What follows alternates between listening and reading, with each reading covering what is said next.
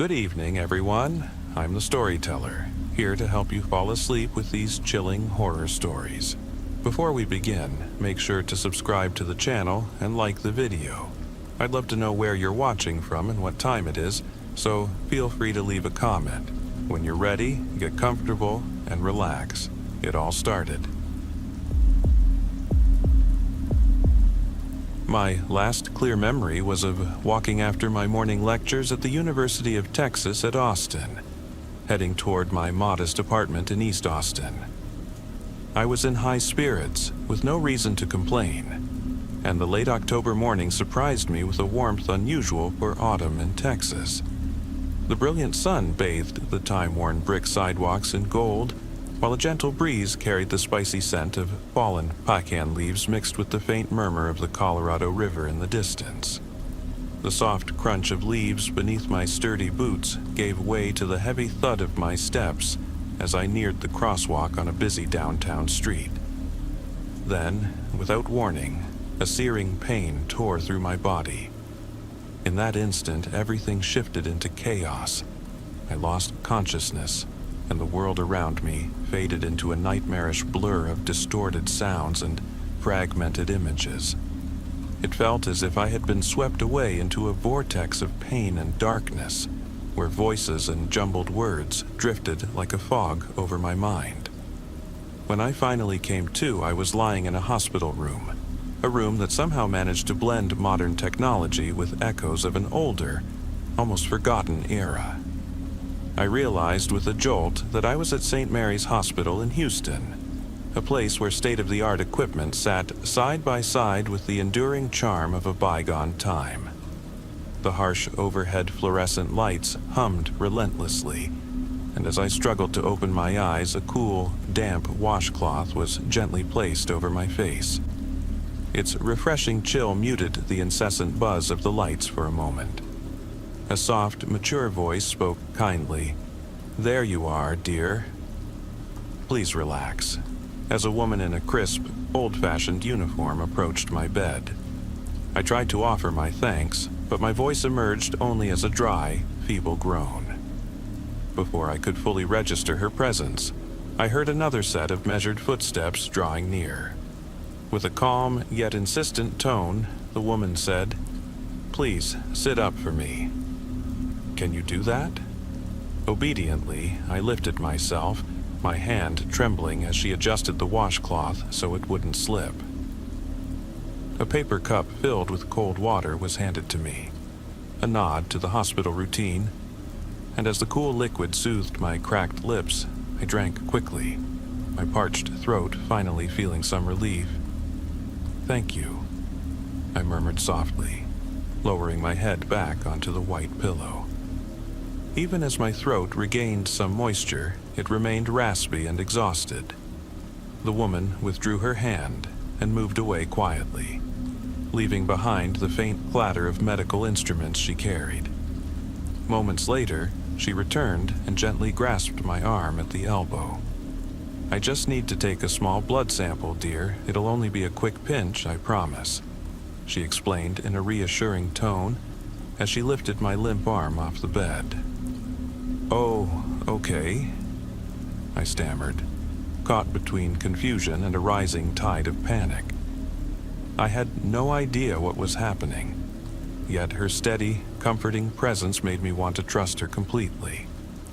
The needle's sting was sharp, yet far less excruciating than I had feared. Only then did I begin to grasp that I was utterly in the dark about the events unfolding around me. Where am I? Am I really in a hospital? What happened? Who are you? I managed to ask, panic tinging my voice. With gentle efficiency, she dabbed the needle site, secured my arm with a bandage, and explained, "You're at St. Mary's Hospital in Houston. You were struck by a car, a driver clearly speeding through the crosswalk. My name is Dr. Williams, and I'm in charge of your care until you're well enough to go home." Her words were almost buoyant, as if she were already celebrating my imminent return to freedom. A spark of hope flickered amid my bewilderment, even as a persistent, throbbing headache reminded me of my ordeal. "Dr. Williams, I've got a splitting headache," I managed to whisper. "Don't worry, dear," she interjected kindly, helping me sit up a little more. She handed me a small pill, a common remedy in American hospitals for post-traumatic headaches, and then another paper cup filled with water. Headaches after an accident are to be expected. Frankly, you're very lucky. Aside from a few bruises, we didn't find any broken bones or internal injuries. It seems you were mostly in shock. Her tone mingled relief with quiet astonishment, though her reassurances only raised more questions in my foggy mind. How could an accident that nearly cost me everything end so miraculously? Before I could press further, Dr. Williams added, "This pill will ease your headache, though it may make you drowsy. I'd like you to rest now, William. Trust me when I say that a long, restorative sleep is exactly what you need." Hearing my first name sent a strange shiver down my spine. I hadn't expected anyone to know it so well.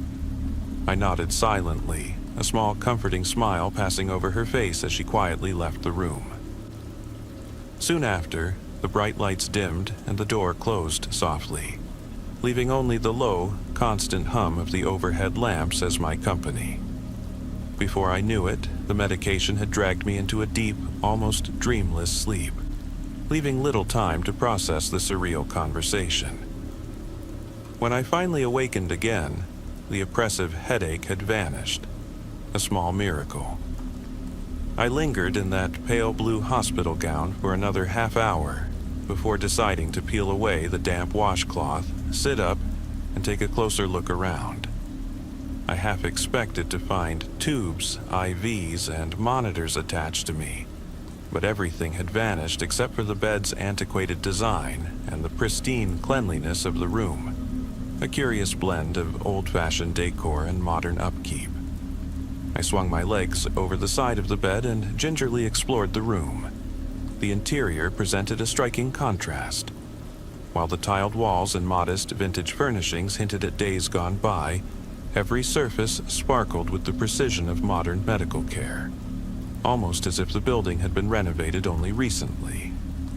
Next to my bed lay a metal table laden with assorted medical instruments arranged with exacting care, alongside a contemporary glove dispenser and a large bottle of hand sanitizer.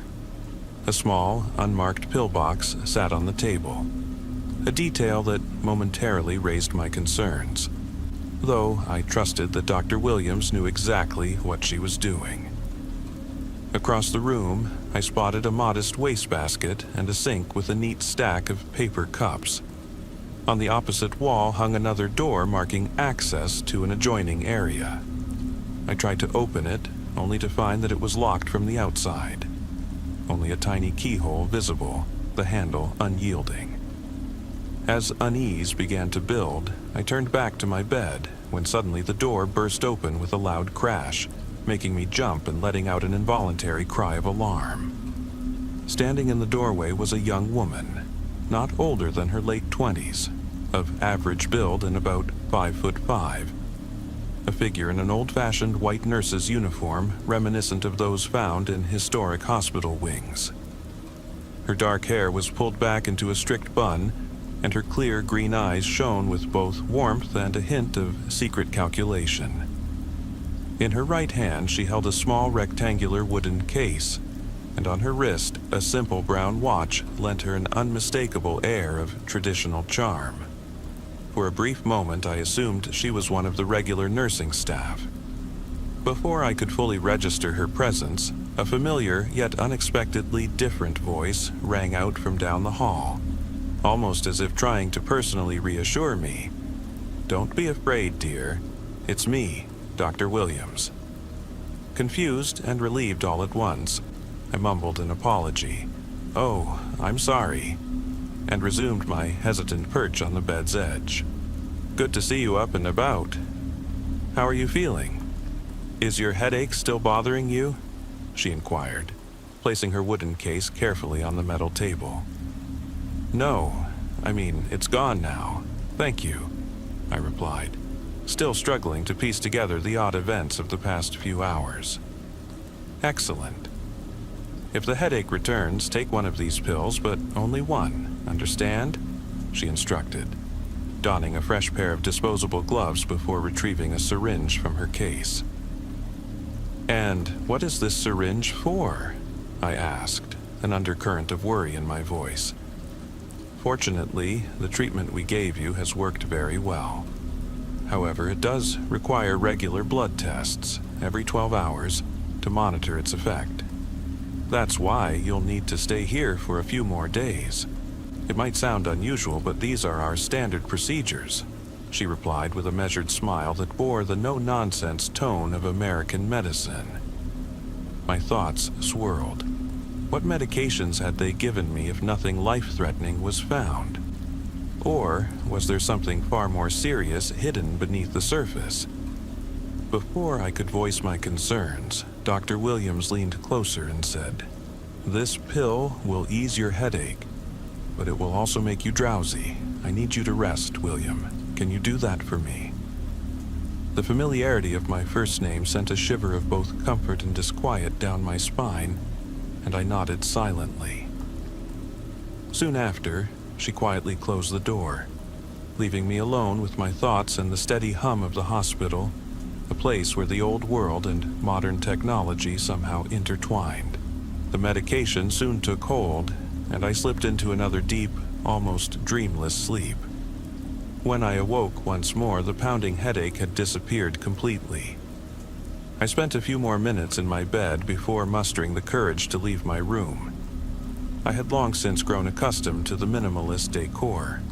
There were no IV lines or beeping monitors in sight, just the vintage design of the bed and the light blue hospital gown reminding me of where I was. With trembling hands, I swung my legs off the bed and stood on the cold, hard floor. I slowly wandered around the room, searching for any sign of where Dr. Williams might have gone. I couldn't help but notice the room's fascinating blend of old and new.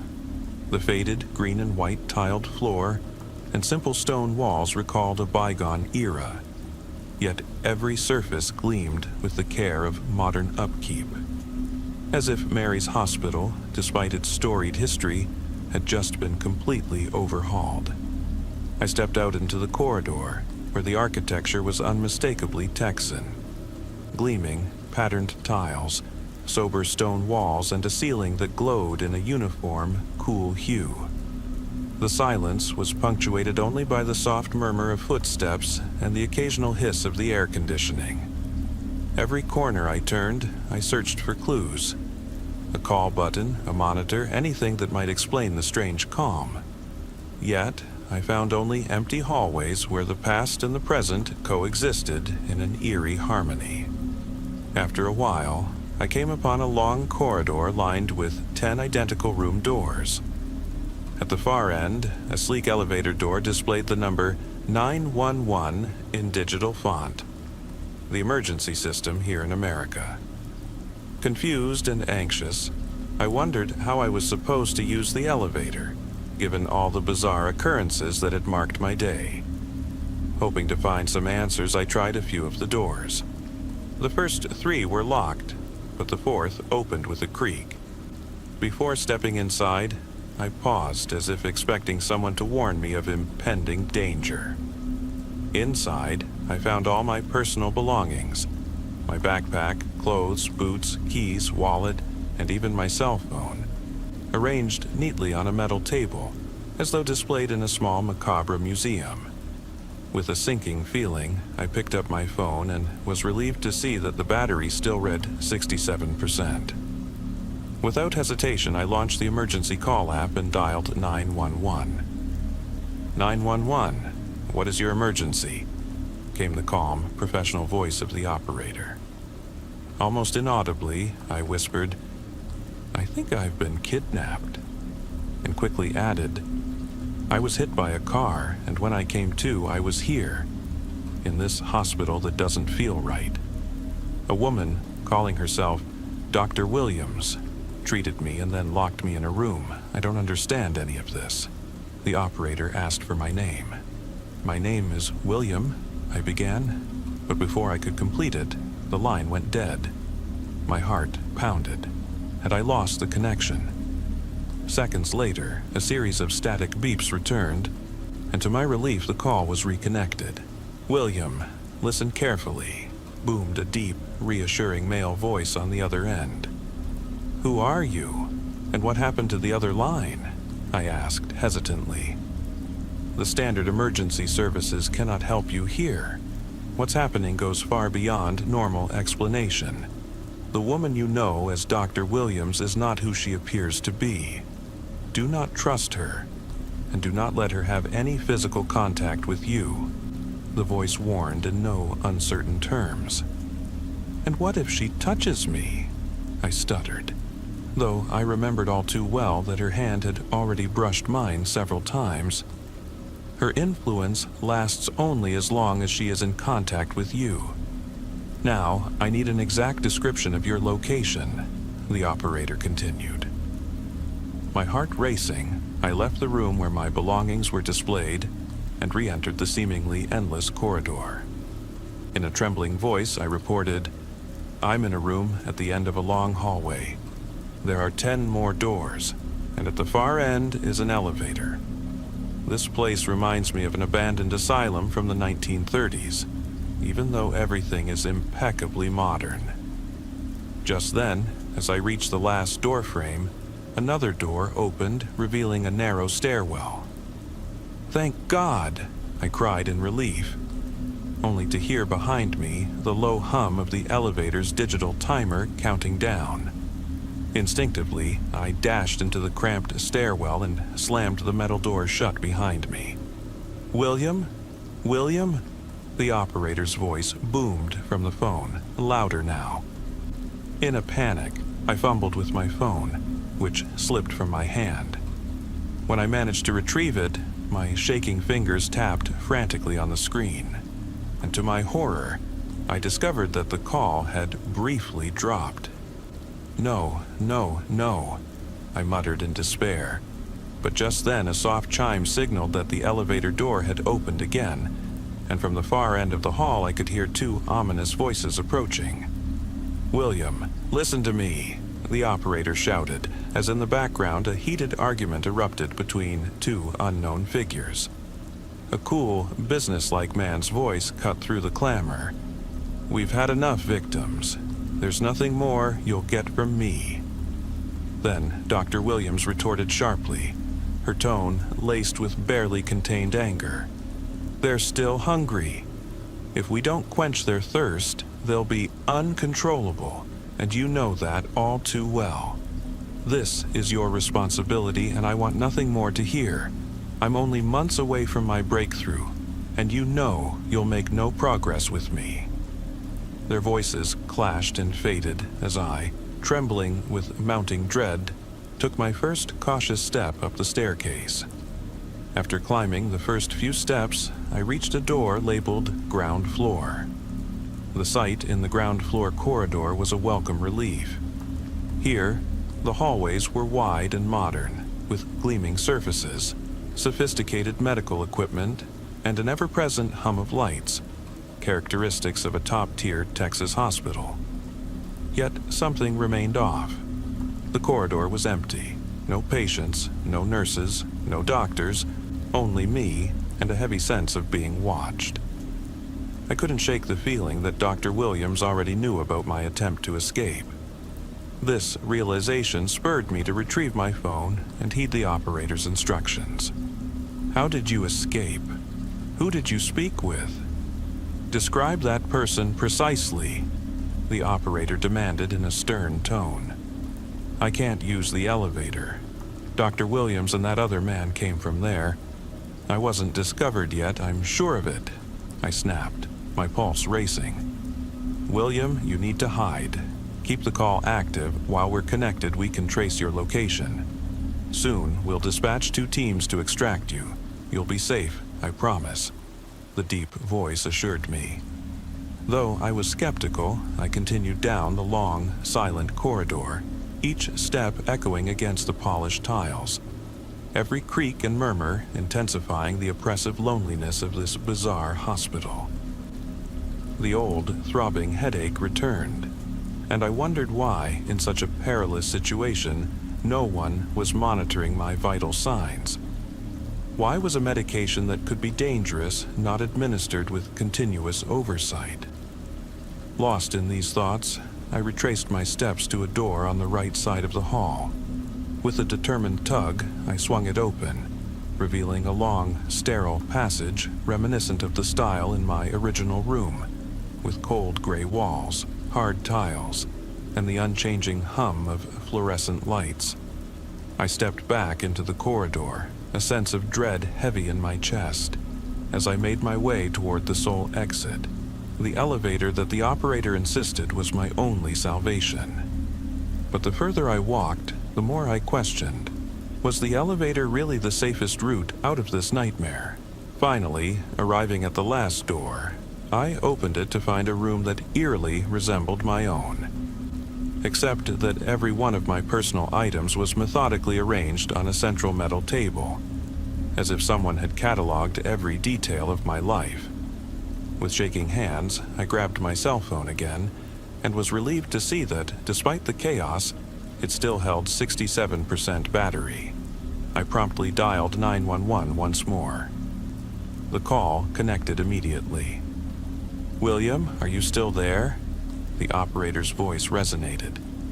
"Yes, I'm here. I'm sorry, I dropped the phone." But Dr. Williams returned. "She was arguing with someone," I reported, trying to suppress the tremor in my voice. "William, to get out of here, you must use the elevator. There's no alternative," the operator insisted. "What do you mean? I can't trust that damn elevator.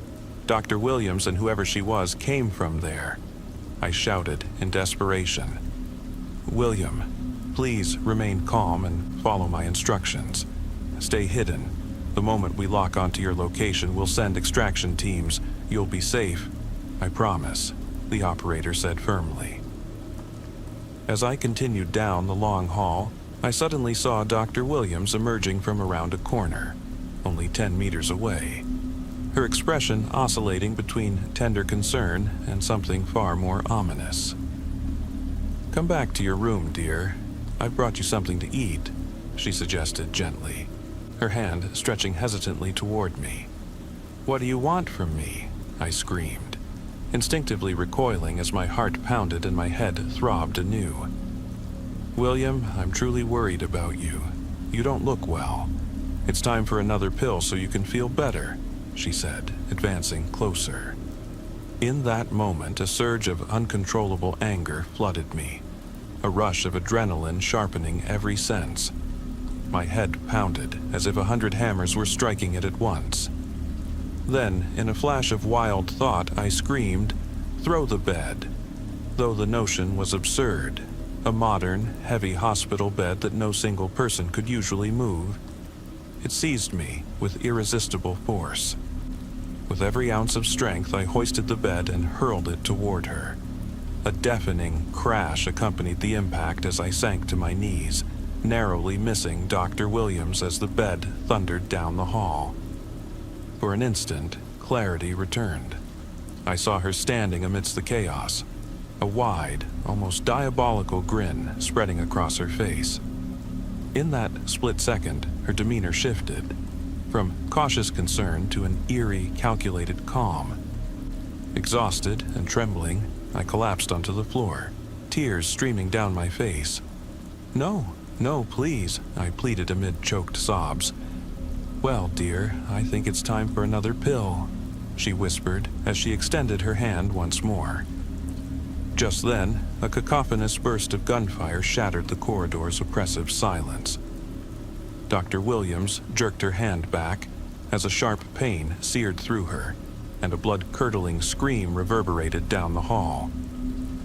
Amid the clamor of ricocheting bullets and the shattering of glass, I caught a glimpse of several men in tactical gear assembling at the far end of the passage. The sound of gunfire, the clatter of metal against metal, and the sickening spray of blood onto the hard floor melded into a foreboding crescendo.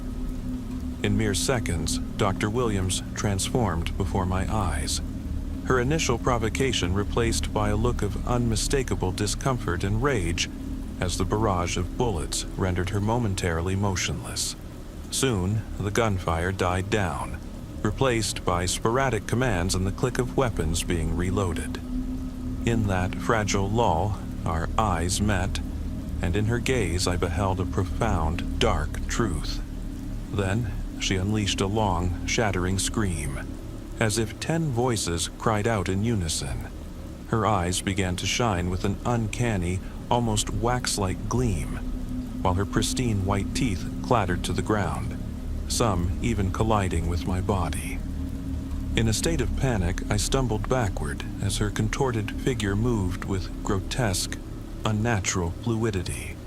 Her skin stretched tight, her bones seeming to press against the surface, and her limbs elongating in a manner that promised to crush me with every twisted motion. In a final, desperate moment, when every instinct screamed either fight or flight, I found myself throwing the bed again in her direction, accompanied by another ear-splitting scream. For a brief moment, darkness engulfed me, and then I awoke to find myself lying, trembling, in the corridor as the men in tactical gear slowly advanced. The operator's voice crackled back over my phone, this time laced with relief and grave concern. "William, what is happening?" With a hoarse voice, I recounted the overwhelming sequence of events. All the while, the echoes of gunfire and urgent commands resonated in the background. After a pause, the operator spoke once more. "William, listen carefully. 12 days ago, you were admitted to St. Mary's Hospital after a severe car accident, reportedly with over 60 fractures and a completely severed spinal cord from the waist down. It's impossible that you're still on your feet." Those words made my heart falter. The operator continued, 8 days ago, you were abducted by that creature calling herself Dr. Williams, confirmed by police surveillance. Among the few survivors, you're the only one still alive, and whether that is truly a blessing, I don't know. My heart pounded as I tried to absorb the contradictions swirling in my mind. No sooner had I gathered my thoughts than Dr. Williams reappeared before me. Her blood-stained, torn uniform hung loosely from her frame, fresh droplets of blood trickling from her back. In a surreal moment, her eyes and smile reverted, almost as if nothing had happened. In a voice both alluring and unsettling, she continued, "I wanted to make it as easy as possible for you. All you had to do was stay in your room, sleep, and wait until we were finished. I could have brought you back to the surface, and you would have been free forever. No one would ever hurt you again. One day, you'll understand what I did for you." The longer she spoke, the more the dull throbbing in my head intensified until darkness began to swallow my vision. What followed is only a series of hazy fragments, the piercing sound of tearing flesh, the shattering of bones, and an ear-splitting bang as the floor beneath my boots trembled. When I finally came to, I found myself shivering on the cold concrete floor, surrounded by dark stains of blood pooling in cracks. I rubbed my aching eyes as the headache slowly subsided. For about 10 disoriented minutes, I wandered through the deserted hospital corridors until I suddenly heard voices and the echo of multiple footsteps. In that moment, I felt trapped in a living nightmare. A group of soldiers found me and wordlessly questioned whether I was injured or in need of medical help. I offered only terse replies, all while catching snippets of a man's voice speaking into a radio, distant and urgent. Team 1 has been decimated by the enemy entity. The objective is secured. Should we move to the extraction point now? His pallid gaze seemed to pierce through me, and with a nervous gesture, the soldiers signaled a retreat before even aiming their weapons at me. Amid the relentless gunfire, harsh commands, and the persistent throb of my headache, my consciousness began to fade, and once again, I lost my grip on reality. When I finally awoke again, I found myself lying amidst a thick layer of dark blood. Not only Dr. Williams's, but also that of the fallen soldiers. I could scarcely remember how long I'd been there, roughly 12 hours it seemed, as I aimlessly wandered the empty halls of the hospital. I desperately searched for the stairwell, but it eluded me. Through small, dusty windows, I caught occasional glimpses of the bleak world outside, mirrors reflecting the emptiness and uncertainty that lay beyond. For hours, I stood there, staring into the dark void, questioning everything I had done, what I had done to Dr. Williams and those other men. In my reflection, a sinister smile sometimes flickered across my face, as if a part of me had already succumbed to madness. I knew that the only way out was the elevator, and yet, inexplicably, that chaos held a magnetic pull over me. And so, here I stand, trapped between the shadows of past horrors and the uncertain promise of escape. Every passing minute forces me to confront what I have done and what I have become. I keep asking myself, if I truly find that elevator, will I finally escape, or will I be dragged ever deeper into this madness? In the soft early light of a Texas morning in 1983, I sat at a long, bare wooden table in the dining hall of the Lone Star Institute for Experimental Medicine in Houston. Across from me sat my father, Jake, a man whose weary, weathered face bore the marks of countless hardships. We both had bowls of cereal for breakfast, though mine tasted insipid and unseasoned, as though it had absorbed the bleakness of our surroundings. "Darlin', your hands are shakin'," he remarked suddenly, his voice heavy with worry and a subtle dread. I lowered my eyes and noticed the metal spoon trembling in my grasp, milk spilling in slow arcs across the scarred table as cereal flakes tumbled down. Clenching the spoon tighter, I felt as if I could somehow ward off the disintegration of my very self. "That's strange," I murmured softly. "Are you really all right?" he asked, his voice quivering like a whispered prayer. "After what happened last night, I swear on all that's good in this world, I never meant to scare you. If I've done you wrong, I'm truly sorry. Would you like something? I only shook my head. "I don't know what's going on. I don't need any fancy fixes."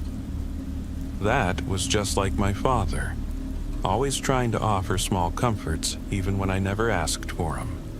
His eyes darkened with disappointment as I failed to return his usual Texan smile. Guilt prickled inside me. But scarcely had we taken our first bites when an older gentleman approached our table. He looked even older than Jake, his thinning, salt and pepper hair and a faded white lab coat worn over a scuffed blazer spoke of a long, storied career in experimental medicine. Despite the tension etched into his features, a kind, weathered smile graced his lips. "Good morning, Maggie," he said in a firm yet gentle tone. "May I have a word with you?" My father's eyes narrowed in suspicion. It was clear he knew the man, and the mix of unease and reluctant acceptance in his gaze said it all. "What's your business with her?" "Since we discharged Miss Elise Freeman last week," the man explained, later introducing himself as Dr. John Kramer. "We urgently need to assign you a new therapist.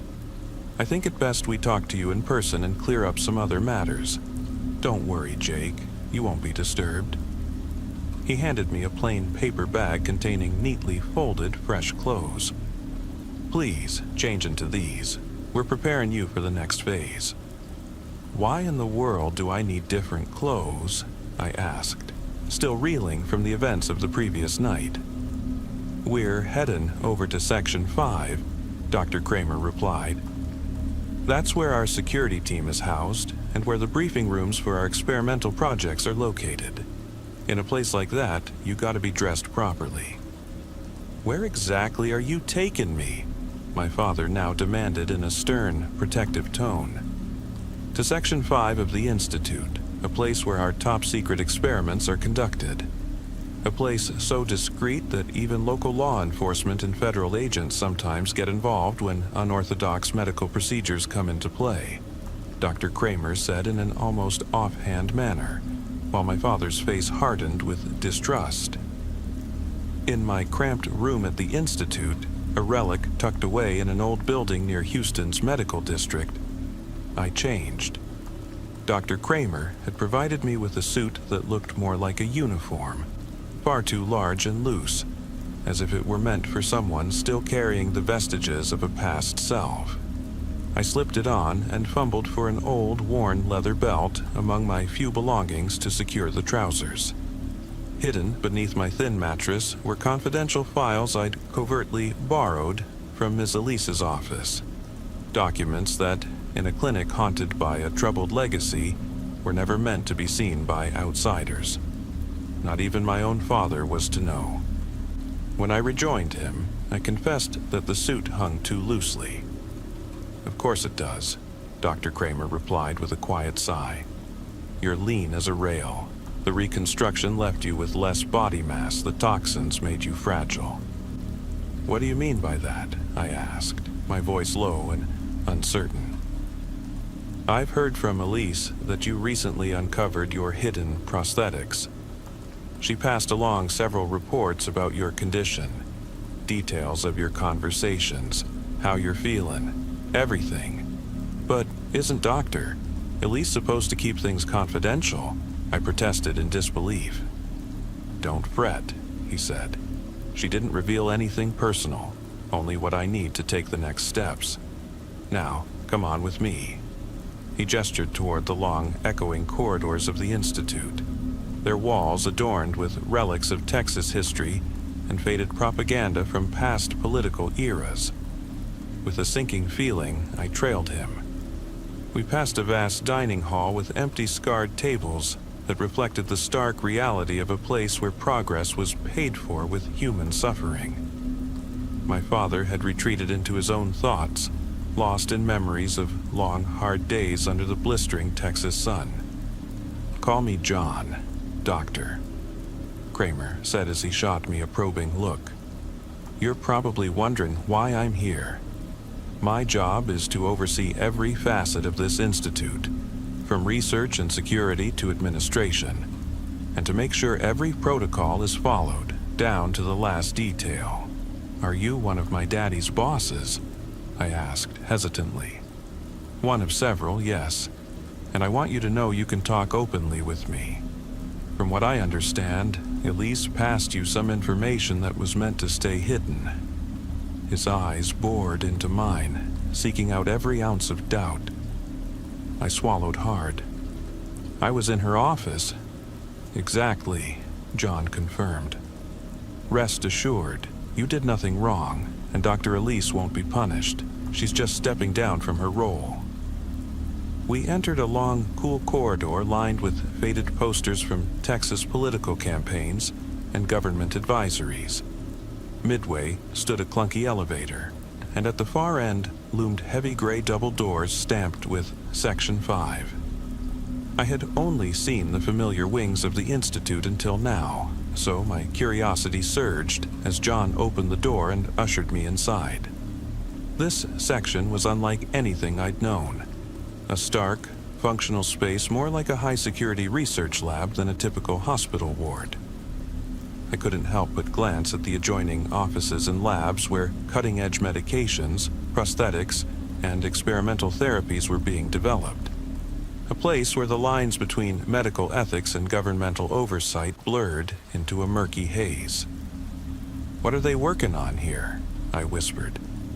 "They're experimenting," John replied curtly. "Developing drugs and prosthetics to counteract the effects of the Elster toxin. Isn't that our specialty?" I murmured. as if reciting a long-forgotten line from a letter written by someone named Joe to Dr. Elise. John said nothing. It then struck me just how massive this facility was. I had always thought the Institute was the largest place in Houston, but now it felt like they'd built an entire empire of science under the guise of progress.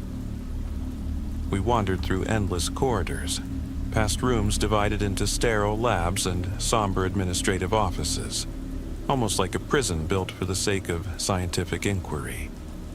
Finally, we rode a rickety elevator up to the higher floors.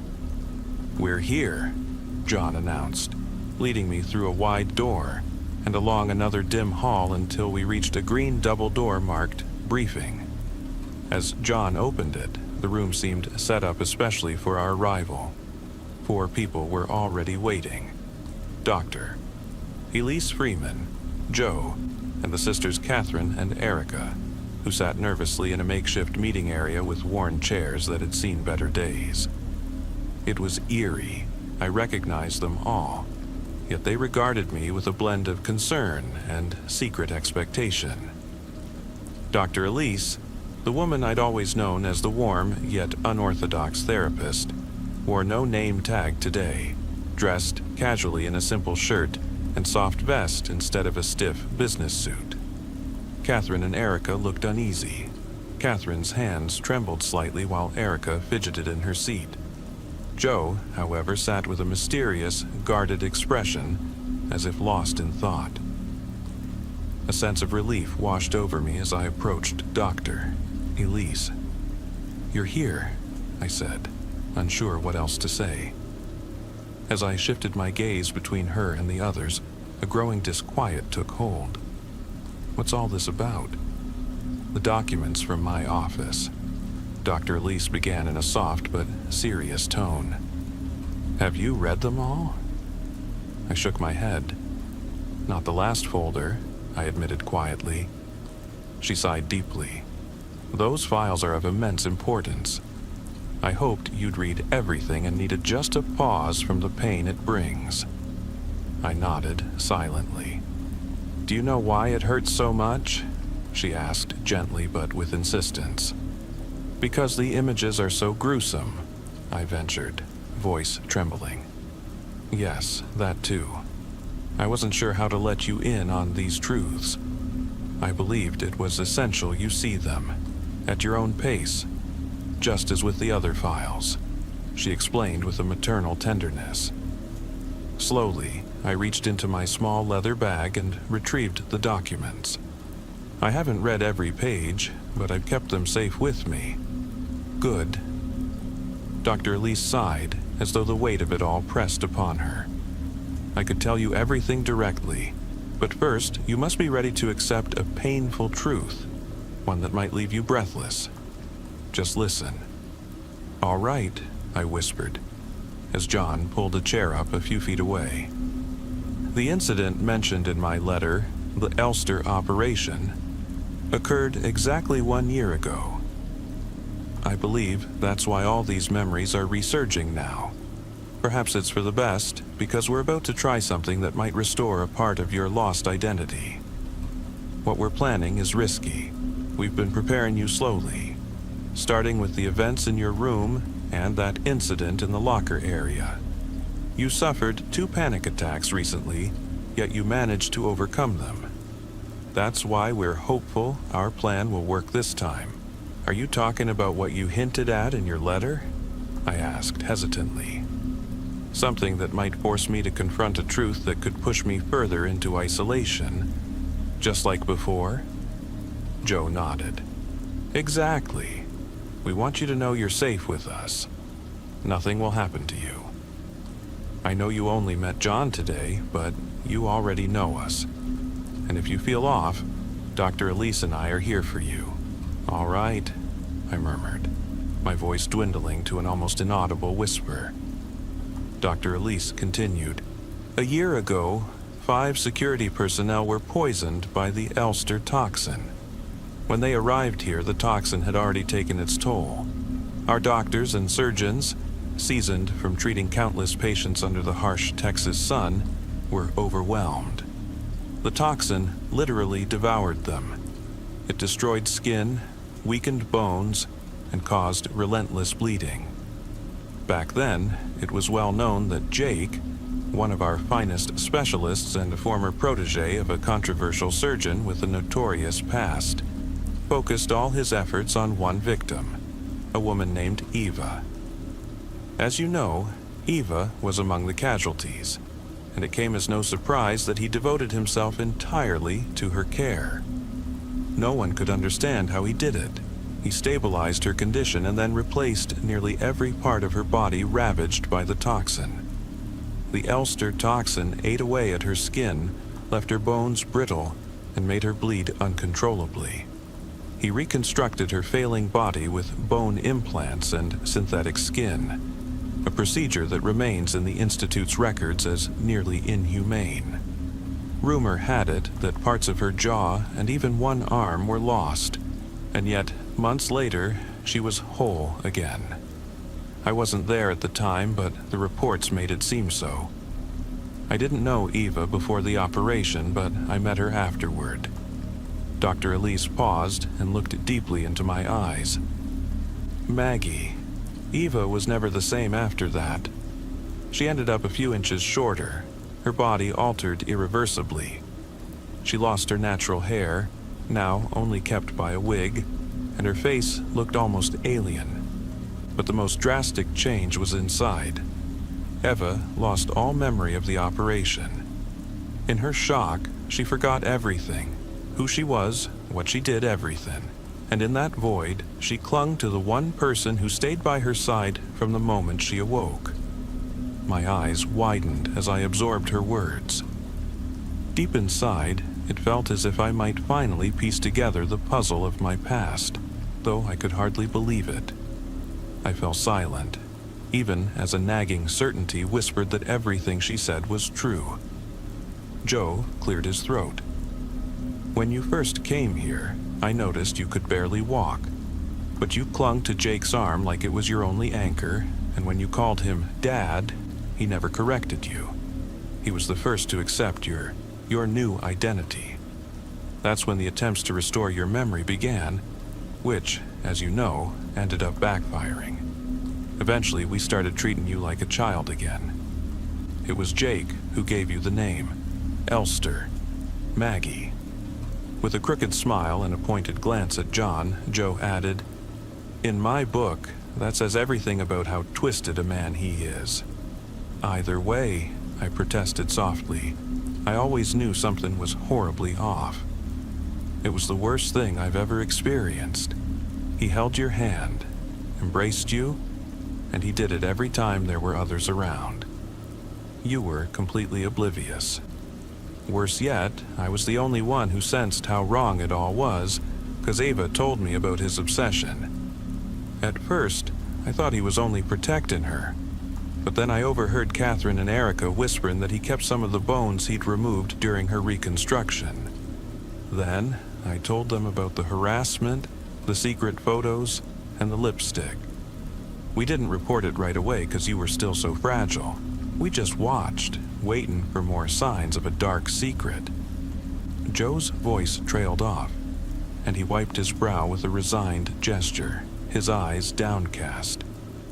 "You seemed fine at first, but we couldn't let it go any longer. So, we tried to involve the head of personnel, John. Jake was allowed to keep supervising and treating you as he had, and we wanted to keep him at arm's length. But apparently, since Jake is too valuable here and our concerns were brushed off as mere gossip, we had no choice but to assign you an extra therapist." Joe gave Dr. Elise a pained look. It was a vicious circle. We couldn't risk another breakdown, yet each day without your memory of Eva meant another day under Jake's questionable care. We knew he was abusing his power, though the details stayed murky.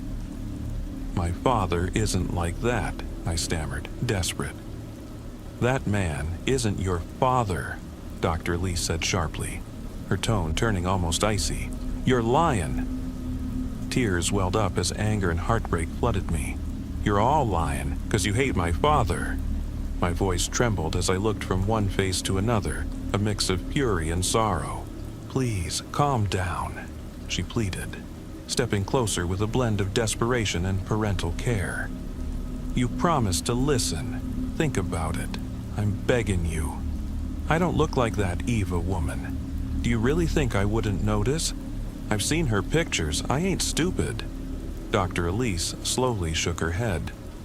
"Denial is a powerful defense, Maggie.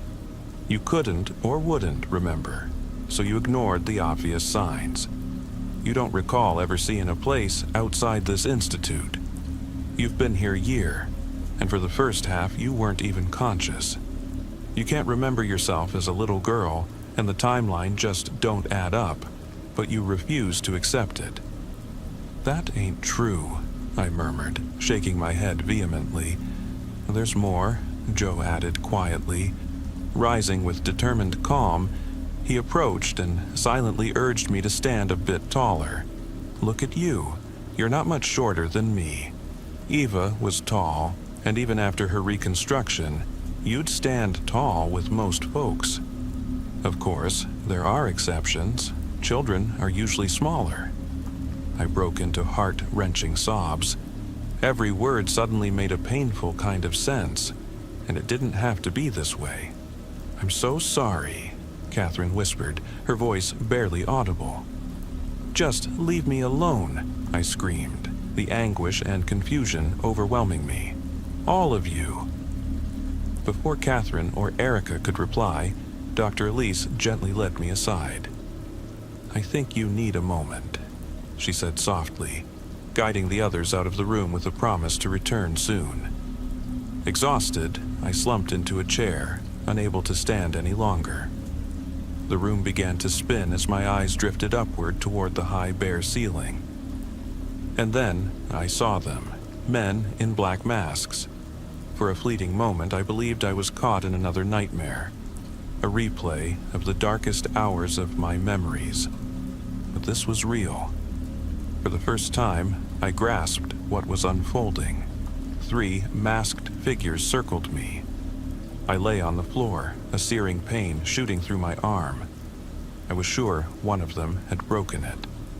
One of the men now loomed over me, his battered steel-toed boot pressing down on my wrist. "Hey," he barked over his shoulder, "we got another one here." Footsteps echoed, and another masked man joined. In his gloved hand, he held a small, white capsule. "The doctor ordered you to take this. Open up." One of the attackers knelt, pressing his knee against my other arm to keep me from wriggling free. As the second man began to force my lips apart with gloved fingers, I bit him hard, enough to draw a pained cry and force him back. "Didn't I tell you to stay still?" roared a man at my feet, as he aimed an old, deadly revolver at me. I felt nothing but defiant fury. I knew the toxin's effects, and I'd rather be shot than swallow that poison. With every ounce of strength, I freed my uninjured arm and swung wildly at the kneeling attacker, but he grabbed me, pinning me to the cold floor. His icy hand slipped under my chin to hold my jaw while the other forced my mouth open. I screamed with all my might, but they wouldn't relent. One hand clamped over my mouth to silence me as I felt them place the pill beneath my tongue and snap my jaw shut in a painful tug. A hand sealed my lips while another pressed over my nose. I refused to swallow it. I could barely breathe. And yet, I'd rather suffocate than take that substance. As I felt the pill dissolve slowly and my oxygen grow scarce, I instinctively forced it down my throat. My attackers released me and I gasped for air, each breath a battle. And then I woke up. I was still seated in that same cold chair in the briefing room. I learned that Eva, it turned out, had been forced to swallow the toxin. Had I known all along? With trembling legs, I rose and pounded on the door to summon the colleagues waiting outside. Dr. Elise looked at me with concern, and I averted my gaze, nodding silently. It emerged that this had been her attempt as well, to get John, the head of personnel, to take action against Jake. I told them everything about his questionable behavior, yet our concerns had been swallowed up by the cold machinery of the Institute. Though Jake was transferred to another unit, his role remained unchanged. John summed it up plainly. Here work some of the brightest minds in America. Jake has saved countless lives, and could save many more. But what do you do with someone whose moral compass is so off-kilter, yet who seems indispensable? I suspected he meant that Jake was too valuable to simply let go, and I agreed. I am living proof of his brilliance and his darkness. I must be watched, even if not by him. I must be protected so one day I can be shown to the world. I want you to know that I'm relieved to know the bitter truth. And yes, I remember everything. I remember my skin peeling away in painful clumps. I remember the moment when the first lock of hair slipped from my hand, revealing a bloody, torn patch on my head. I remember losing my arm, watching it fall relentlessly to the ground with a deafening crash. Yet, none of those images make me Eva anymore. I know I once was, but I am no longer. The name no longer stirs any feeling in me. I no longer feel like the person I once was. I am neither a child nor an adult. I may be short in stature, but my body is complete. How could I have ever missed that? I wonder if I can still be called human, or if I've become more like a machine, a product of modern but inhuman technology. I will not see Jake again in the foreseeable future. John assured me of that. The sad part is, I'm not sure how I'm supposed to feel about it. Don't get me wrong, I despise him. His name hurts so much that even writing it feels like agony. And yet, as I wrote this account, I still found myself calling him Dad in the very first lines, almost without noticing. Once, I felt safe, even when confusion overwhelmed me, leaving me disoriented but somehow comforted. Today, all I feel is emptiness. John offered me a position in the labs or with security, a chance that might reveal more about who I am. But that is a matter for the future. For now, Dr. Elise has left me, and only Joe, Catherine, and Erica remain, the only sources of warmth in this bleak place. Joe said that if I can't sleep after all this madness, we could share some cheap hospital candy and watch old Western movies, a small comfort I secretly began to look forward to. Thank you, all of you. Your care and humanity amid this nightmarish system mean more to me than words can say. Goodbye. Maggie. I should clarify a few things. I work in the operating room at St. Mary's Hospital in Houston, a modest, Catholic-run facility where traditions run deep and community matters. My mom is the head nurse here, and over the years our hospital has been bought out repeatedly by large corporations, only to see each new owner crash and burn. At first, we laughed it off, but after the last takeover, the endless letters from attorneys demanding what's rightfully ours became almost unbearable. Still, we're all paid by the hour, and anyone dissatisfied is told to take it up with the doctors. God knows how explosive they can be. What's truly odd about my job isn't just the financial circus. I work as a surgical technician in the OR, a kind of all-purpose fixer who moves beds, refills fluid warmers, disposes of waste, sorts surgical instruments, and readies the operating rooms for procedures. In short, I'm the jack of all trades who keeps things running. It all began the day we received the so-called O-scanner for intraoperative imaging. The radiology department had no clue how to permanently store this massive contraption, and our department heads explained that the machine was so delicate and worth $1.5 million that moving it wasn't an option. So, they placed it in our largest OR Room 5. That decision, however, created a new problem. There was suddenly no room for our Jackson table. the centerpiece we use for complex spine surgeries. The enormous device pushed everything toward the back of OR5. When we raised the issue with our supervisors, all we got was, store it in the pediatric wing for now. The pediatric wing was housed in an old isolation unit that hadn't seen much use since the pandemic. At just 5 feet 0 inches and 19 years old, I wasn't exactly built to lug around thousands of pounds of equipment through a dark, abandoned corridor. So, I was paired with a colleague, a seasoned, no-nonsense nurse known for her physical strength. We started calling her Mark as a playful nod to her first name, a name that in Texas is typically for a man. It became a running joke around the hospital that stuck. That morning, I was barely awake before 7 a.m., already running on empty when our supervisors handed us the assignment. Mark, as always, a bit grumpy in the early hours, and never one to spare a sarcastic remark in my direction, finally agreed to join me after a quick stop at the hospital cafeteria for coffee. Our relationship had always been complicated. Before I started dating my current boyfriend, I'd flirted a little, and Mark, who, after her divorce, and while raising 2 kids on her own, had become an unlikely confidant. I even fell for her, despite the fact that she was 23 years my senior and, to complicate matters further, best friends with my mom. Mark, once known as a bit of a ladies' man in her younger days, wasn't about to let any heart theft slide.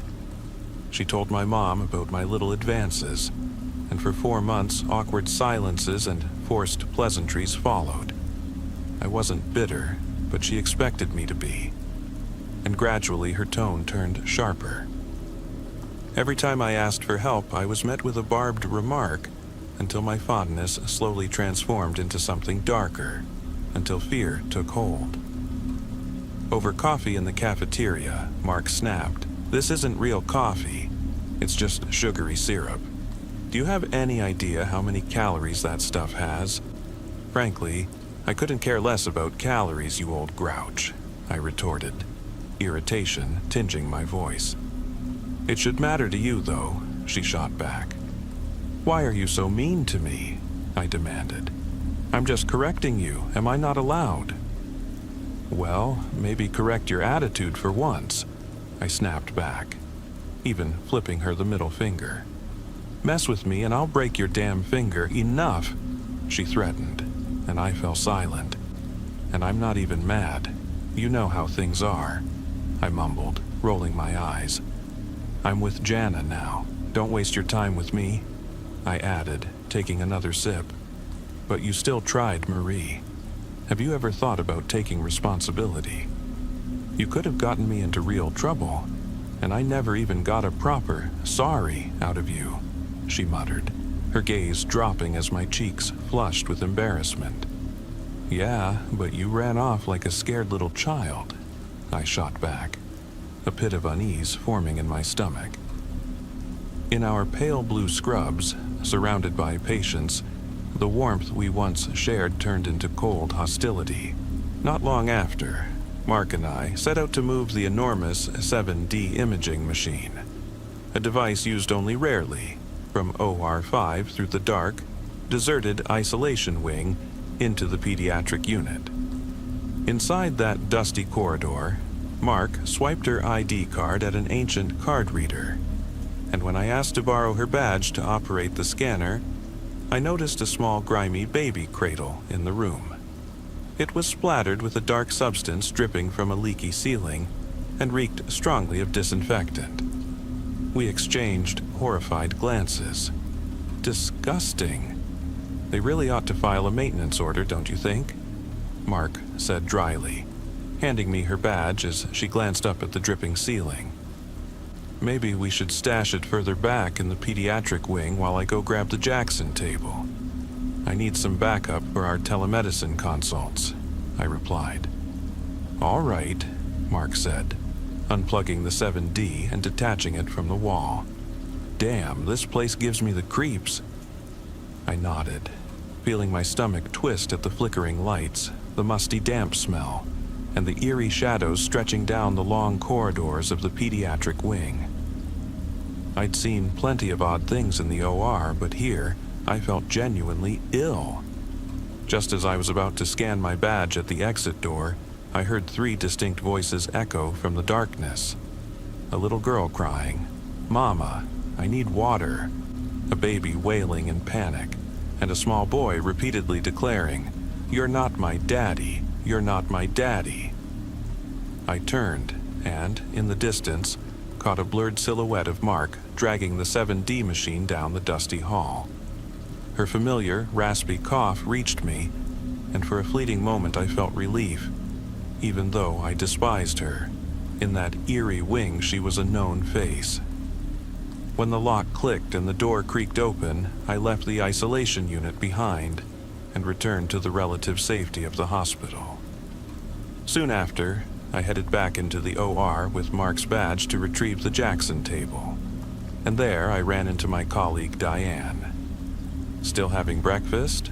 I asked. "No, what's going on?" she replied.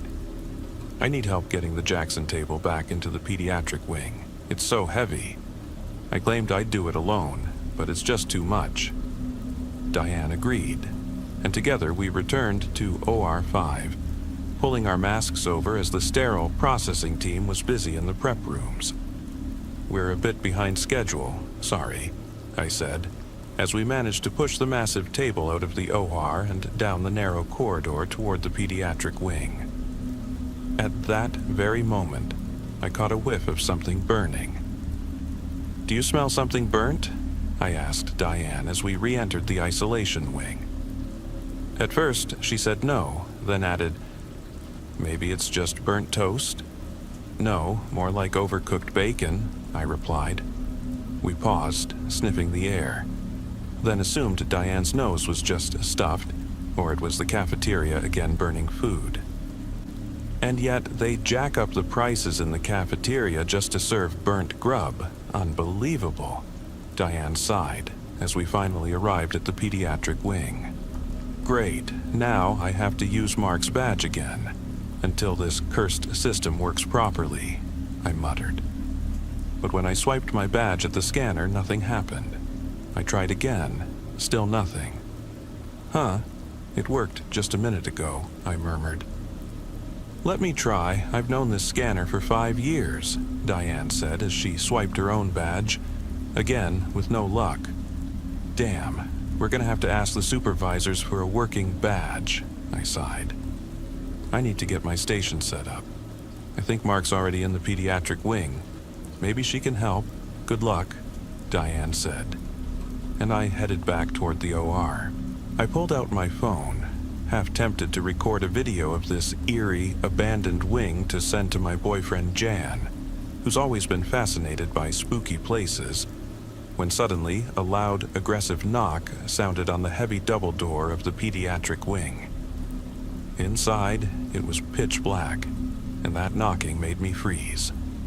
I couldn't bring myself near enough to see who or what was there. After the knocking paused briefly, I mustered some courage and crept over to the door, whispering, "Mark? Are you there?" But then the knocking resumed, fiercer, quicker, as if the door would burst open any second. Panicked, I ran back to the OR to fetch our supervisor. With trembling knees and a sweat-dampened forehead, I knocked on the head nurse's office door. She opened immediately and saw the terror etched on my face. Mark, I think she's trapped in the pediatric wing. She gave me her badge so I could get back in, but I can't get it to work. I need the proper badge," I stuttered. "Here, take mine. That'll get you in safely," she said, handing me her own badge with a stern look. "Now go. What's holding you back?" she urged. I couldn't quite put into words the horror I'd experienced in that abandoned isolation wing. But whether out of duty or concern for Mark, I swallowed my fear and headed back to the pediatric wing door. Barely had I collected myself when a light flickered on in one of the rooms, and then, one by one, every light turned on. I assumed Mark had found her way, so I swiped my badge and the door opened. "Mark, hey, I need help here, quick, Mark!" I shouted. But inside, there was nothing, only a biting odor of oxidized blood, a smell that, although not uncommon in an OR, was entirely out of place here. My stomach churned as I searched room after room, until suddenly, in an empty chamber, I collided with someone. I screamed as I looked up, and the person stared back at me, unmoving. "Oh my God, Mark, you nearly gave me a heart attack," I cried, a mixture of fear and anger surging as I impulsively struck the person's arm. It felt as if I'd hit a punching bag. It was wrong, deeply unsettling, yet I felt an indescribable pain and a profound sense of betrayal.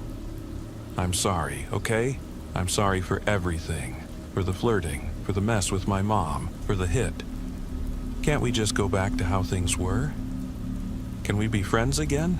I pleaded, tears brimming in my eyes. Mark stared at me for a long moment, then offered a hesitant smile. "You're my friend," she gasped. "Maybe we can go back to normal." Her voice faltered, as if struggling for the right words, and that usually firm smile now seemed almost eerie. Her eyes bored into mine, and I couldn't keep my gaze. Okay. Sorry for being weak," I said, instinctively pulling her into an embrace. "Weak?" she repeated in a tone that, despite everything, felt oddly familiar. "Please, stop. You're scaring me," I whispered. "All right," she replied simply, and the eerie smile vanished. I paused for a moment, uncertain if she was truly herself again, as the smell of oxidized blood lingered while we moved the Jackson table to another room. But when we reached the locked door behind which Mark had set up the 7D, she suddenly grabbed my arm and pulled me away without a word. Even though we had just reconciled, something deep inside told me I needed to know what lay behind that door. On our final trip through the pediatric wing, this time to store seldom-used equipment like the sonopet, I attempted, when Mark wasn't looking, to peek at the door. I moved the sonopet closer, reached for the handle, and in that instant, Mark's grip clamped around my neck. "I'm sorry, okay," she murmured softly. I stared at her with wide, terrified eyes, completely frozen as the scent of oxidized blood returned, while she violently spun me around. "Back, to normal," she commanded, dragging me out of the pediatric wing. In the days that followed, Mark barely spoke. In the break room, she sat silently, half listening to our co-workers debate heated political issues or gossip about the local gym. That strange, furtive smile gradually faded, replaced by the rough, hearty laugh we once knew, like when she boasted about how expensive her bass guitar was, or how she'd splurged on limited edition strings. She was so convincing that for a moment it seemed like she was truly back to her old self. But then, a body was discovered. One day, while Dr. Carter, our chief spine surgeon, was in the OR, Dr. Lewis, the on-call attending, rushed over to me and several colleagues in a state of panic. In hushed tones, she gathered us and led us into the pediatric wing. When we asked what was wrong, her voice dropped to nearly a whisper. We desperately needed an image for a complex spinal fracture. I was going to get the 7D. It hadn't been used in months and would have been perfect. Her voice broke off, and when she opened the door, we were met with a sight that chilled us to the bone.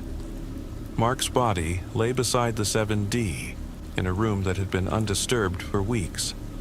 Her scrubs were torn, her face disfigured as if seared by flames. Almost every feature was unrecognizable, but one tiny detail told me immediately it was her.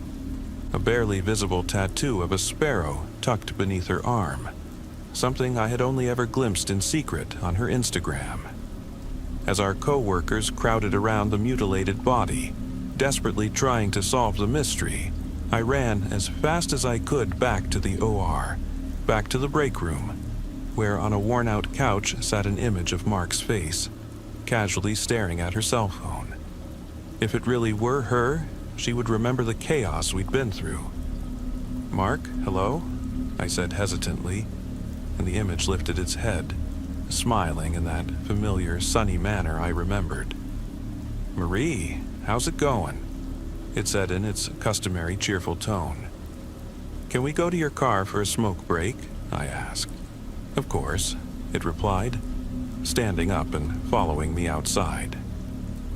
"I didn't know you smoked. Is that new?" the image remarked, and I tried to sound as casual as possible, even though I'd once won a small acting prize back in high school. "No, I've been smoking for years," I lied. Suddenly, the intercom crackled. "Code Yellow, Pediatric Wing. Code Yellow, Pediatric Wing." I saw the image's smile falter for a split second. "Remember what Code Yellow means?" it asked. I glanced at the back of my new badge holder, where all the emergency codes were listed. "Code Yellow?" It says here, hazardous material. Probably that black dripping substance from the ceiling we noticed when moving the 7D, I improvised. "Yeah, probably." "Strange, isn't it?" it replied, and I was relieved that my lie had passed muster. By Mark's car, the image pulled out a cigarette and offered it to me. "Light me one, will you?" I requested, and we stood outside for several minutes, smoking in the cool Texas evening. "Marie, I need to ask you something. How do you really feel? I thought there was more between us. Why did you tell my mom everything? We could have been something big," the image said hesitantly. "Marie, I'm just too old for you. I admire you, truly. But it's about maturity and all that. You're beautiful, and I would have done it. If not for all this mess," it replied, taking a drag as distant police sirens wailed in the background. I knew instantly this wasn't the real Mark. Her catchphrase whenever our relationship was mentioned had always been that she and my mom were best friends. "Yeah, you're probably right. But tell me, may I admire your back muscles one more time? I find them irresistible," I began, nervously fidgeting with my sleeve. The image laughed softly, leaning against the car as that eerie, foreboding grin returned. "Code brown means hazardous material," it suddenly said. My heart skipped a beat. I saw my eyes widen. It didn't react, didn't move. And when I finally mustered the strength to leave, I ran back into the building, back to the safety of the hospital. Through the windows, I watched its gaze follow me until it vanished into the night. A few weeks later, the police identified the body as Mark's. They interviewed us, searching for clues to catch the imposter, but that phantom was never seen again. Her children were returned to their mother, and the void left in the OR by her absence became painfully real. I suffered silently, too afraid to face the unresolved questions, stubbornly clinging to my pride. In the end, I did offer that entity my apology. While Jan prepared for his upcoming trip to Japan, I suddenly found myself with plenty of time to reflect on the past 3 weeks. I was still living with my dad, and perhaps it was time we started talking again instead of feeling like strangers under the same roof. My younger brother had to endure my recurring nightmares, a burden no 17-year-old should bear. Just minutes after my dad and brother left for the gym, there was a knock at my bedroom door. When I opened it, there stood Jan in sweatpants and a t-shirt. I smiled, embraced him, and we hardly needed words to understand each other. "I'll miss you in Japan, sweetheart. Here, take this, for the photos," I said, handing him a small Lego figure I always sent to friends when they traveled. "I'll miss you too," he replied softly, letting go. Moments later, my phone vibrated. It was his sister calling. I declined the call and continued my conversation with Jan, though his tone gradually grew colder. Sensing a change, he finally said, "You know, I really admire you. You just get it." Then his sister called again, and overwhelmed, I withdrew from January. "Sorry, I need to take this," I said, closing my bedroom door to talk in private. "Everything okay?" I heard Jan's concerned voice as I answered. "It's Jan. Oh my God, he's dead. Marie, he's dead, and I don't know what to do." I closed the door as another loud, menacing knock began anew. Hospitals have always terrified me. It wasn't just the glaring white walls. While some might see them as symbols of cleanliness and order, in my eyes they always evoked a cold, impersonal sterility that bordered on death. I'd sworn off hospitals for good, until that fateful day when my grandfather, Hank, was rushed into St. Mary's Hospital in San Antonio, Texas. My mother, swamped by her hectic schedule and with Hank's own children unable to care for him, begged me to stay by his side while she tried to rearrange her commitments. She knew how deeply I despised hospitals and promised it would only be for one night. Yet the mere thought of trudging through endless, sterile corridors sent my heart racing. It was a scorching summer afternoon in Texas, and as his only free grandchild, I had little choice. This was already my second hospital visit since I was a 7-year-old, and my dread had only grown over time. The moment I stepped into the spacious lobby of St. Mary's, I was hit by the sharp aroma of disinfectants and rubbing alcohol. I scanned the area warily, as if I were at a crime scene. It was around 2 p.m., and the vast hall was nearly empty. My eyes fixed on the reception desk, where a nurse with hollow eyes and an almost ghostly expression waited. Her flat greeting, "Good afternoon, how can I help you?" came off as mechanical, as if it were recited from a script. After I gave her my grandfather's last name, she monotonously directed me to room 407 on the 5th floor. I hurried toward the elevator, but before I could reach it, I heard her voice behind me. "If I were you, I'd take the stairs.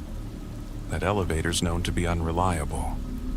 Though I didn't fully grasp why she warned me, I followed her advice and took the nearby staircase. With every step upward, I secretly hoped it was just a quirk of the old building, a harmless joke perhaps, while vowing internally to leave a scathing review on the hospital's website the next day. The higher I climbed, the emptier the hallways became. On each floor, hardly anyone was around, likely because not many patients were being admitted at that time. When I reached the 4th floor, the lights flickered ominously, as if struggling against failing circuitry. Just as quickly as the flicker began, it subsided, almost as if a sensor had detected the disturbance. Such quirks in older hospital buildings were not unheard of here in Texas, yet they made my blood run cold. My pace slowed on the final flight of stairs. By the time I reached the 5th floor, a disquieting chill had settled over the corridor, a chill that seemed to seep deep into my bones. Finally, spotting room 407, my heart pounded wildly. Right beside the door hung a sign that read "Mortuary," a detail that in any modern American hospital you'd expect to find only in the basement. The arrangement was not only illogical, but downright macabre. With trembling hands, I turned the knob and stepped inside. In the dim light, I saw my grandfather Hank sitting upright in his bed, looking bewildered. "What's wrong, Grandpa?" I asked, my voice laced with worry as I studied his confused expression. Well, Lena, why is there a mortuary sign right outside my door?" I stuttered. "I'm not entirely sure," he replied softly. "I was barely conscious when they brought me in. But why would that be a problem?" I swallowed hard. "It's just, I always thought that in American hospitals the morgue was down in the basement, isn't it?" I murmured uncertainly.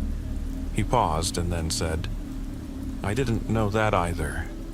Seems I ended up on the wrong floor tonight. We both mulled over this bizarre twist for a moment before I pushed my uneasy thoughts aside, tidied the bowl of fresh fruit on his bedside table, and gathered my few belongings. Hours passed in near silence until the same pale nurse returned to check on my grandfather. At first, I didn't think much of it. My only wish was to survive the night so we could finally go home the next day. As Hank began to drift into a drowsy state around 9 p.m., I settled on an old sofa in the corner. But an incessant, muffled thumping in the seemingly endless corridor prevented me from finding any peace. The sounds appeared to be coming from right outside Hank's door, which was left slightly ajar. I rose slowly and approached the door to shut it. Before I could, I peeked out, and what I saw nearly stopped my heart. Defying gravity on the ceiling was a young girl, suspended upside down. Her blood-stained feet left eerie smudges along the wall's trim, and her wide, nearly empty eyes fixated on me, while her torn mouth stretched into a mocking grin. A piercing scream burst from my throat, and I slammed the door shut just in time, for my cry had startled Hank from his sleep. Panicked, I rushed back to him, constantly glancing at the door, behind which the spectral girl now peered through a glass panel, her smile wicked and unnerving. "Grandpa, I saw her," I gasped, as Hank tried to soothe me with calming words. He suggested that we immediately head back to the lobby and have him transferred to a ground floor room. I agreed without hesitation. I needed to get away from that place as quickly as possible. As we left, the ghostly girl vanished without a trace. Not even the crimson smudges on the walls remained. Yet an unsettling feeling lingered, and Hank's forehead furrowed with worry. But fate wasn't finished tormenting us. As we reached the elevator, I suddenly realized with mounting horror that I had forgotten my cell phone on the sofa, a device I treasured as much as my own life. I begged Hank to wait in the elevator while I dashed back into the room. No sooner had I retrieved it than I turned around and froze in terror. There, on the bed, sat the eerie nurse, her gaze locked on me with a diabolical grin. "I told you not to take the elevator. Now your grandma's in danger." Her monotone voice droned, chillingly mechanical. Panicked, I tried to call out to Hank once more, but it was too late. As I raced down the stairs, tears streaming down my face, the sound of relentless footsteps echoed behind me. Desperation overtook me as I cried out, "Grandpa, Grandpa," while fear clawed at every inch of my soul. When I reached the first floor, I found Hank already waiting by the elevator. I ran to him and clutched him tightly. "Let's just get out of here, Grandpa," I pleaded, and he nodded silently as we left that accursed hospital together. Outside, in the dimly lit parking lot, my car sat alone, a silent witness to that fateful night. I drove back into the lobby to fetch Hank, and together we rode in silence toward my grandmother's house. There, I attempted to explain what had happened, but Hank insisted that it was best if she never learned all the details. I nodded, yet as we said our goodbyes, I caught a final, horrifying detail. Hank's face contorted into a mocking, unnatural smile, and his eyes appeared vacant and lifeless. In that moment of terror, I heard, softly, in the same mechanical tone as the nurse, whisper, "Goodbye, Lena. Thank you for coming." At that instant, the door closed behind the man who had once been my beloved grandfather. That night I lost him, or rather, something dark and uncanny took his place and altered my life forever.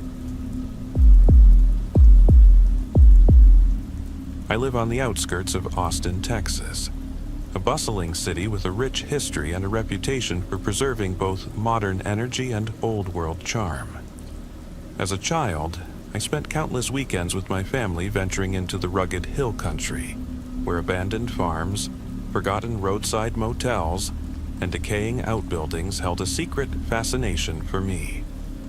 That early curiosity soon evolved into a passion for urban exploration, a hunger to uncover the lost stories hidden in America's forgotten places. One day, while browsing an online forum for fellow explorers, I stumbled upon a name that made my pulse quicken: Central Hospital of West Texas. Tucked away in a remote stretch of barren land near the outskirts of San Angelo, this abandoned complex was shrouded in rumors. It was said that during the 1950s and 1960s, the hospital had been the stage for a series of unethical experiments and controversial medical practices. Whispers of dark events, clandestine research, and unexplained happenings lent the place an almost tangible sense of dread, a perfect blend of horror, history, and adventure. It was on the morning of July 15th, 2019, that I decided to see it for myself. I awoke before sunrise, loaded my pickup with my camera equipment, a sturdy flashlight, some snacks, and enough water for the journey. Leaving the familiar neon glow of Austin behind, I drove along quiet country roads where the vast Texas sky and rugged terrain stretched endlessly before me.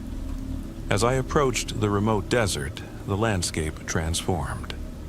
An endless sea of scrub brush and weathered mesquite trees standing guard over secrets of the past.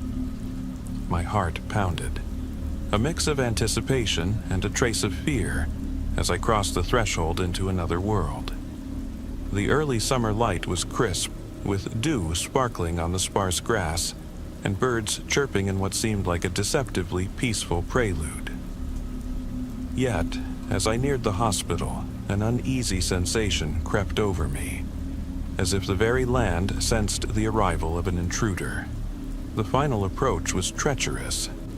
A weathered wooden sign by the roadside read, "Private property, no trespassing," its faded letters barely visible in the early dawn. Yet the gate was left ajar, as though someone had forgotten to secure it. I followed the narrow, dusty trail until I found myself before a crumbling stone archway guarded by two worn statues of lions.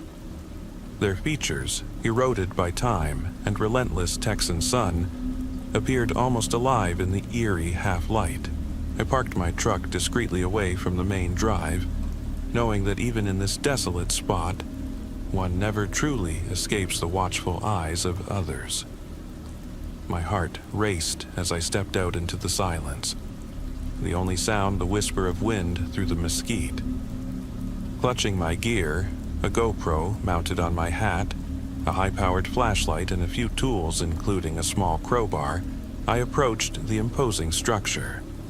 The main building loomed before me like a relic of another era, a mix of 1920s neoclassical charm and a later, more utilitarian 1960s addition.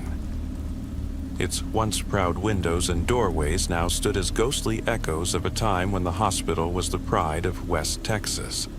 A large stone fountain, surprisingly still trickling water despite years of neglect, marked the entrance. In its center, a carved angel, now overgrown with moss and lichen, bore silent witness to the passing decades. Just as I reached for the heavy front door, the crunch of gravel under tires broke the silence. I froze. An old Chevrolet van emblazoned with the logo of a local security company rolled to a stop nearby. I ducked behind a bush, hoping to remain unseen. But it wasn't long before a gruff voice called out, "Hey, what are you doing here?"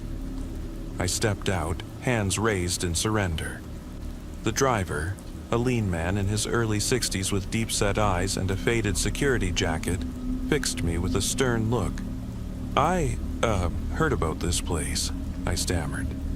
"I'm just a hobby photographer. I wanted to capture some shots, didn't know it was off limits."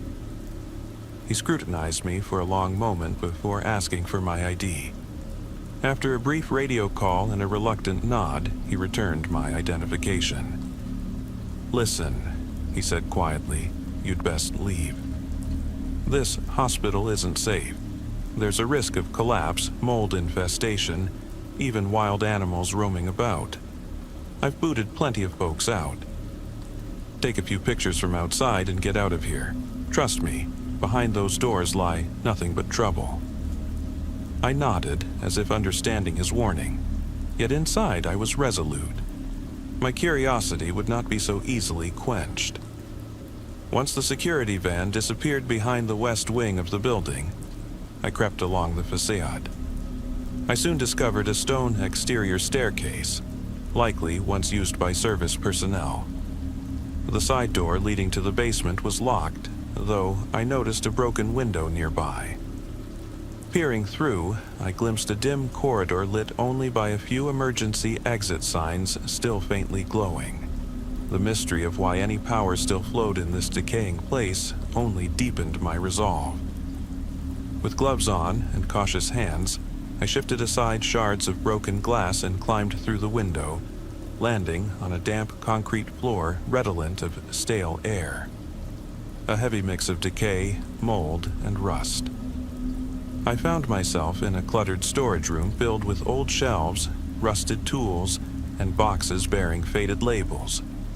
A flickering light in the corner lent an eerie quality to the scene, and my flashlight soon became my indispensable guide through the dark corridors. I advanced into a long hallway where the ceiling had long since collapsed in parts, and wires dangled from the walls. Faded signs pointed toward Nursing Station A, Surgical Wing, and administrative offices. It was in those offices that I hoped to uncover records of the hospital's haunted past. In the reception area, a vast hall that once buzzed with patients and visitors, a massive wooden counter dominated the space. Behind it hung a faded mural that now barely suggested the lush, rural Texas landscape of yesteryear. Scattered papers, broken files, and old insurance cards lay strewn across the floor. Amid the debris, I found a small nameplate etched with Chief Physician Dr. William Frey. I wondered who he was and what his fate had been. Pushing onward into the administrative offices through a partially ajar double door, I entered a dusty, abandoned office suite. Broken windows and overturned furniture bore silent testimony to the building's decline. Faded schedules and sticky notes plastered one wall, with entries like night shift, 8 p.m. to 6 a.m., January 14th, 1962. In the far corner, a metal filing cabinet sat open, its drawers revealing stacks of brittle, yellowed files. I picked up a folder labeled Experimental Trials 1954 to 1960, and my pulse quickened as I read entries detailing mysterious treatments. Patient unresponsive to standard therapy, test substance X11 administered, trial on 7 subjects led by external contractor, and records of several unexplained deaths. The realization sent a chill down my spine. This was more than a mere abandoned hospital. It was a tomb of hidden horrors. Before I could capture these revelations on my camera, a sudden loud crash echoed from behind. My heart nearly stopped. Had the security guard returned? Or was I not alone? I switched off my flashlight, letting my eyes adjust to the sparse light filtering through broken windows. I strained to listen. Nothing but a faint drip of water and the subtle rustling of wind through the cracked walls. I retraced my steps into the main corridor, where parts of the ceiling had collapsed and fine dust swirled in the beams of sunlight. It all felt like a scene from an apocalyptic play. Then, at the very edge of my vision, I saw a flash of something dark, a vague, human-like shadow. I swung my flashlight in its direction, my mind racing. Was it an animal? A stray dog? A wandering cat? Or even a feral hog? I couldn't be sure. But one thing was clear, I was not alone. My instinct screamed for me to leave, yet my desire to uncover the secrets of the hospital held me fast. I ventured further, ascending a narrow stone staircase into what once must have been patient rooms. The hall was lined with closed, or sometimes smashed, doors bearing remnants of names and numbers. In one room, I peered inside. Rusted bed frames, a dilapidated nightstand, torn linens, and unsettling scrawls on the wall that read, "Help me. I can't sleep, and please let me out." Scribbled hastily, as if by someone desperate and lost. I recorded every corner with my GoPro, careful not to disturb the silence. Suddenly, a scraping sound came from above. I froze, and when I looked upward, I saw nothing unusual, though the sound repeated, a persistent reminder that something was there. A chilling dread crept over me. Continuing down a corridor marked "Laboratory, authorized personnel only," I entered a room lined with dusty medical equipment and glass cabinets filled with old test tubes, pipettes, and beakers. On a laboratory table lay an ancient folder with handwritten notes and photographs. The header read, "Protocol Series C, Administration of Substance, X-17 to Test Subjects, 1958. Flipping through the pages, I read clinical descriptions of seizures, hallucinations, and cardiac arrest. Documented reactions that hinted at inhumane experiments. Black and white photographs of bound patients in stark hospital beds, overseen by doctors in white coats, brought the dark reality into focus. In nearly every photo, a dark-suited man lurked in the background, a likely representative of a shadowy corporate sponsor of these experiments. As the air grew heavier and my heart pounded louder, I felt compelled to retreat. Just then, a sudden clatter echoed through the hall, a noise reminiscent of a creature's whine or the shuffling of something alive. At the corridor's end, a vague, contorted shadow emerged. 2 glowing eyes met mine, and in a rasping, otherworldly tone, a voice muttered, "Have you brought news for us?" Frozen in terror, I watched as more shadowy silhouettes crawled along the ceiling, their eyes flickering in the dim light. A surge of panic forced me to switch on my high-powered LED flashlight, its beam dancing wildly across the dark figures. In that moment, adrenaline took over. I bolted back toward the staircase, my footsteps echoing like a death march. Behind me, I heard an unholy chorus of scraping, shuffling, and that ragged breathing.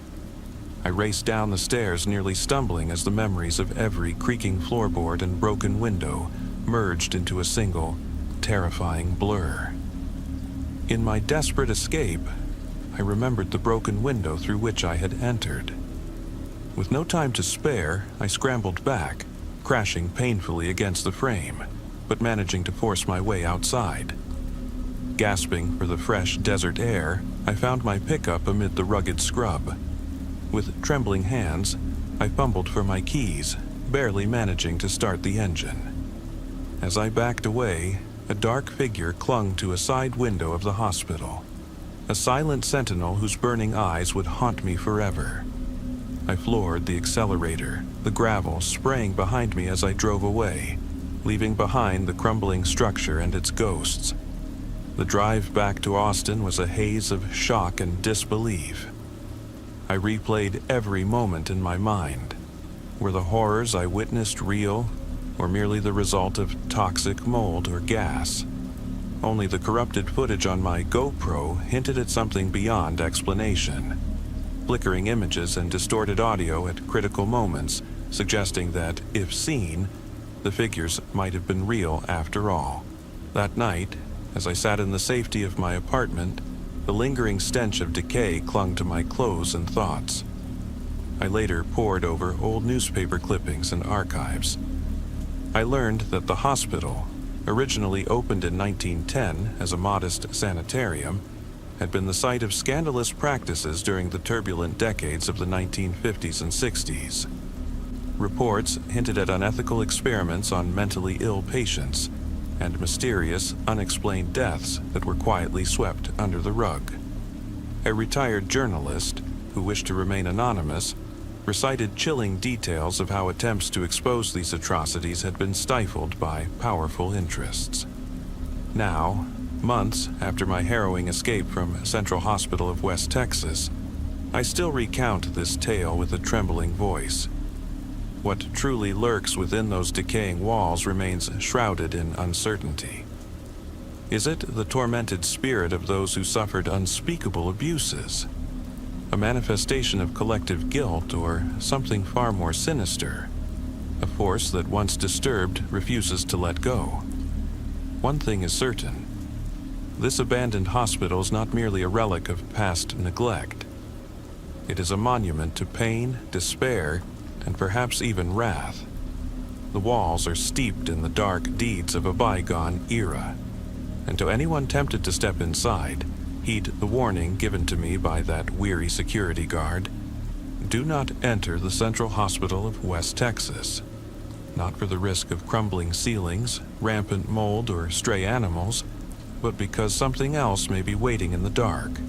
A presence that defies comprehension and might never let you leave.